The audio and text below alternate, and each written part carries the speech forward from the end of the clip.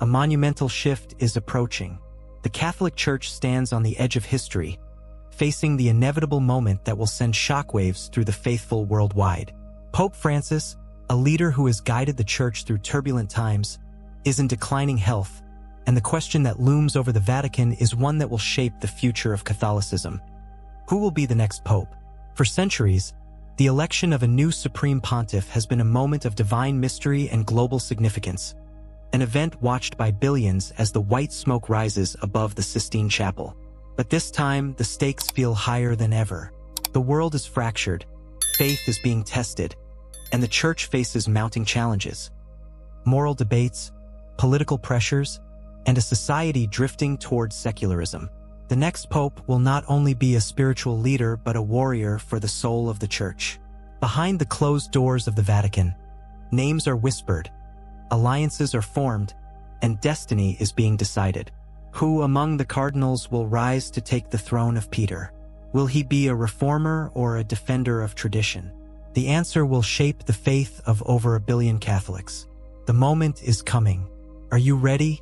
The bells of St. Peter's Basilica tolled in the crisp morning air, their somber echo cascading through the cobbled streets of Vatican City. Crowds of pilgrims and journalists swarmed the square, their eyes fixed on the towering edifice of the Sistine Chapel. The world stood on the brink of history. Pope Francis, the shepherd of over 1 billion souls, had passed away after a long and painful illness. And now, the sacred conclave had begun. Within the hallowed walls of the chapel, under the solemn gaze of Michelangelo's fresco of the Last Judgment, 120 cardinals gathered. The door was sealed. The air was thick with incense and the weight of divine responsibility. Among them, 5 names carried whispers of prophecy and fate, men whose destinies seemed intertwined with the throne of Peter.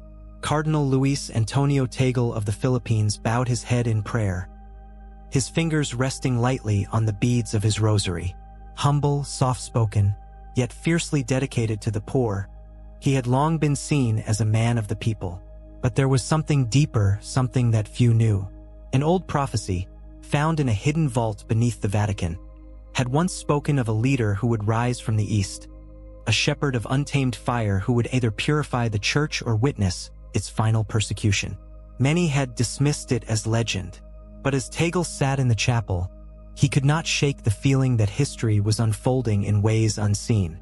Across the aisle, Cardinal Peter Erdo of Hungary sat in rigid silence, his gaze cold and unreadable. Erdo was a man of the law, a scholar of canon and theology, and a staunch defender of Catholic doctrine. But there were rumors, whispers that had reached even the most secure corridors of the Vatican, that Erdo had uncovered an ancient relic, something hidden away for centuries beneath the ruins of a forgotten abbey in Budapest. What it was, no one could confirm, but those who had seen it claimed it contained writings from a lost apostle, words that could change everything. Erdo kept his silence, but his heart pounded as the ballots were distributed. Cardinal Pietro Parolin adjusted his glasses as he observed the room. As the Vatican's Secretary of State, he was no stranger to the inner workings of power. He had negotiated peace treaties, brokered delicate alliances, and held secrets that could shake the foundations of faith. But his greatest concern lay elsewhere. Hidden deep within the apostolic archives, there existed a document, a warning from centuries past. It was said to be a letter, penned by a long-dead pope, describing a vision of the Church's future. It spoke of division, of trials, and of a man cloaked in white who would walk through fire and emerge either as savior or as the last pontiff before the end of days. And now, with each name being whispered among the cardinals, Parolin wondered if that moment had come. Cardinal Peter Turkson of Ghana closed his eyes, listening to the murmurs around him. He had spent his life fighting for justice, for the dignity of every soul. He had walked among the slums, comforted the dying, and spoken boldly about the need to reform the world. But he also knew that the Church was not ready for the storm that was coming. A secret report, delivered to him in confidence by an anonymous cleric, had revealed something horrifying. Within the highest ranks of the clergy, there were those who sought to tear the Church apart from within. The next pope, whoever he was, would not merely be a leader. He would be a target. The votes were cast. The black smoke rose.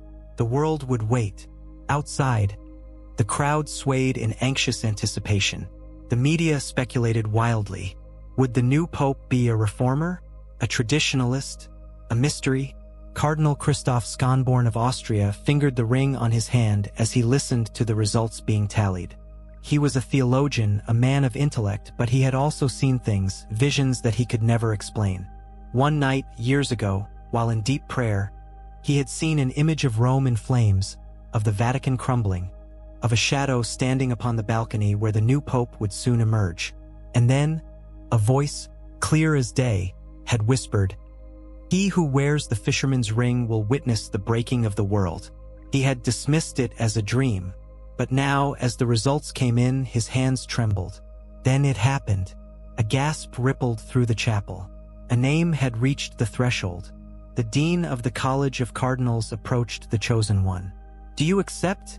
he asked, his voice solemn, knowing that this moment was beyond human will. There was a pause, a heartbeat of silence that seemed to stretch into eternity. And then, "I accept." Outside, the doors to the balcony opened. White smoke billowed into the sky. The crowd erupted in cheers and cries of wonder. The cameras flashed. The world held its breath. The senior cardinal deacon stepped forward, his voice shaking with something more than ceremony. "Habemus Papam." The new pope stepped forward, raising his hands in blessing. And for a fleeting moment, those who watched closely swore they saw something. Just a flicker, a momentary shadow in his eyes. Was it the light? Was it the weight of divine purpose? Or was it the first glimpse of a prophecy finally unfolding? Only time would tell. Outside, the doors to the balcony opened.